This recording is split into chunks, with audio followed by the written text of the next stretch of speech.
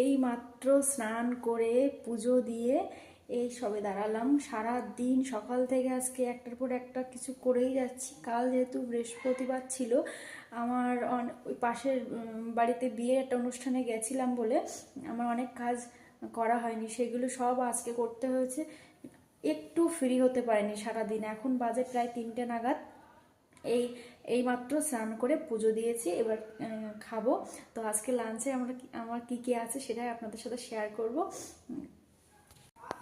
তো এই যে এর মধ্যে আছে ভাত, আর এই যে হচ্ছে বিট কপি ভাজা করেছি, আর আছে শাক ভাজা, আর এই দুটোর মধ্যেই রয়েছে কাঁকড়া। এই যে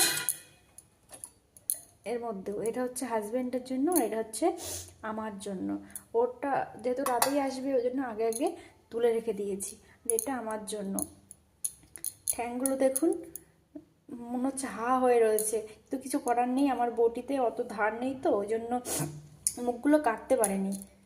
দেখলেন আজকের কি কি মেনুতে কি কি আছে। আর কাঁকড়াটা যে আদেও কেমন লাগবে আমি জানি না। এটা এখানে এসে প্রথম এই কাঁকড়া নিয়েছিলাম, আর একদিন খেয়েছি সবজি দিয়ে খেয়েছিলাম, ভালো লাগেনি। আর আজকে ওই জন্য মশলা করেছি, জানি না কেমন লাগবে। বাড়িতে যেমন পুকুরের কাঁকড়াগুলো যেমন টেস্টি, দেশি কাঁকড়া যেগুলো বলে, আমার একদম ভালো লাগলো না। এটা কেন জানি না এত টেস্টি লাগলো না, কিন্তু আজকে খেয়ে দেখবো যে মশলা দিয়ে করলে ভালো লাগে কিনা। তো চলো খেয়ে নিই, প্রচণ্ড খিদে পেয়ে গেছে।